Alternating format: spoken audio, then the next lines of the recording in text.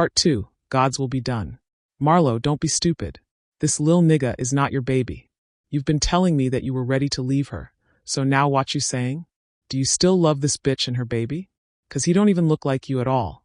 Shit, this another nigga's baby. Tina said, grimacing while grabbing Nasir's face and tilting it back and forth to inspect his face. I can go by a DNA test from Walgreens or CVS. Just let me know when you are ready to find out if this lil boy is really your son or not. Marlo took a deep breath and looked at his son. She's taking this shit too far, he said to himself, ignoring the hatred Tina filled his head with. Fuck it, I'll just go fucking get a test from Walgreens and you better do the test. Tina snapped. Tina, it's not that serious, and besides, this my kid. I know my seed, Marlo said, growing uninterested in the conversation. Truthfully, Marlo knew Nasir was his son, but he used the uncertainty of his paternity as his way of making Tina feel more important than Stacy. Tina sighed, rolled her eyes up into her head, and looked around Marlo and Stacy's apartment. This shit should be mine, not hers, she evilly thought to herself. I mean, Lo, what the fuck is she spending your money on? 'Cause the furniture looks cheap as fuck. Is she on crack? Tina said, trying to inject foolishness into Marlo's head about Stacy. Nah man, she not on nothing, she spend the money right. Shit, everybody don't need grandiose shit all over their house. Marlo said, clearly feeling a way about Tina's insults to his furniture, mainly because he had been the driving force behind the furniture choices and decor in their home. Oh baby, I'm sorry, you must have bought this cheap shit, or had some input on it, Tina said while laughing, then kissed Marlo's lips. Marlo felt insulted by Tina's laughter, and he wasn't going to let her get away with it. I mean, the fact that I even got yo ass in my house should make you humble yourself a little. Especially because, you know what? Never mind, Marlo said and stood up. Sensing his irritation, Tina softened her tone and said, I'm sorry, King. I didn't mean to hurt your feelings, she cooed in a softer voice. Marlo turned his back to her and walked towards the window. Tina followed him and said, Baby, I'm sorry. Do you forgive me? Baby. Marlo looked Tina up and down, then walked away from her again and sat back on the couch. When Tina came and sat beside him, he stood up and moved again. Stop fucking following me. You made yourself clear. You're too good for my shit, Marlo said, preparing to gaslight Tina. Realistically, it wasn't that serious to him, but because he needed to regain his dominance in the conversation, Marlo decided to manipulate Tina. I'm so sorry, baby, Tina said, sounding genuinely horrified that she had made Marlo feel bad. You're talking shit like you're in a better living situation. You sitting your yellow ass up in my house being disrespectful, just like my bitch wife.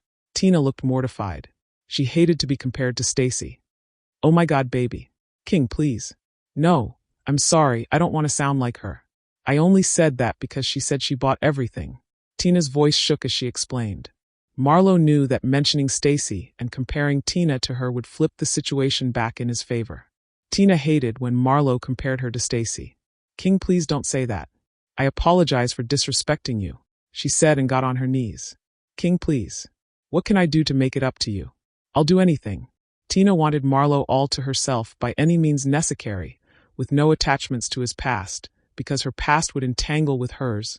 Unbeknownst to Marlo, Tina had some dealings with some people from his past and had a witch teach her how to cast a spell on Marlo and how to disrupt his marriage. Tina became more and more intent on destroying their marriage, so she began casting her own spells of malevolent intent to further destroy their marriage.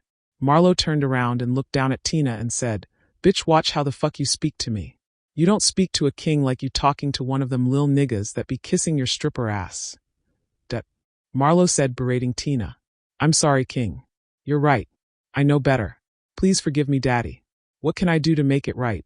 Tina begged, now with tears rolling down her face. Marlo walked over to the table and picked up the remote control and turned on the TV. Nasir, come watch TV. Bring your bowl of cereal. You can eat in here, lil man. Mommy's mad ass ain't here, he said and waved Nasir over towards the couch. Nasir got up and came and sat on the couch. You finsta leave me, Daddy? Nasir said innocently. What did I tell you? Don't call no man Daddy.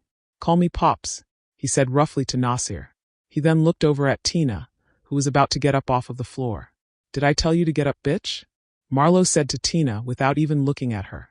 Tina remained on her knees and waited for Marlo to tell her to move. Marlo sighed and looked at Nasir and said, "Son, never let a bitch talk to you like you ain't a man." Tina wiped her nose on the back of her hand, then rested her hands on her knees. Marlo looked at her, scoffed, and then stood up and walked over to her and looked down at her. "Apologize to me again, bitch," Marlo said disrespectfully.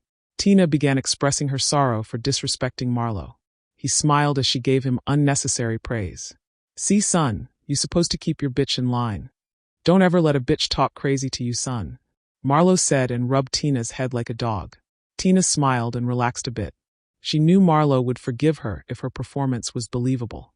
As Marlo continued to fill the room with his misogynistic ideals, Tina began to think about what she stood to lose if Marlo left her. She felt like Marlo cared more for her than he did Stacy, especially because she had paid for a honey jar spell and a breakup spell to cause Marlo to fall in love with her and leave Stacy, so she knew her magic was working. Tina was hell-bent on keeping it this way. If all she had to do was tell him some ill shit about his wife that was half truth, half concocted lie, then she was set, because she was the queen of lies, and her lies could easily tear a man away from his wife.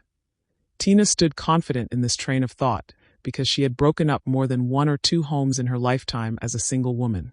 Tina was also fully aware of who her Orisha was, and she often acted against the advice of her Orisha via her frequent visits to a local Babalawo.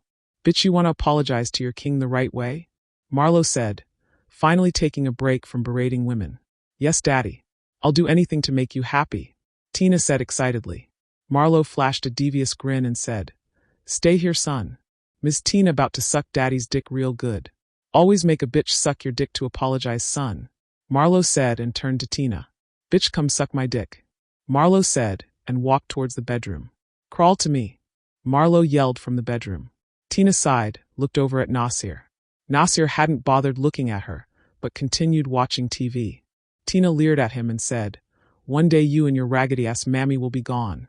I hope that you go back and tell your mama how good your daddy be fucking me right in her bed, in the house her dumbass is paying for," and began crawling to the bedroom to pleasure Marlo. Feel the sacred glow in the realm of the real.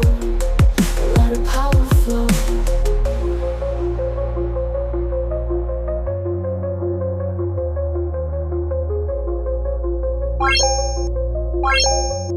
Bye.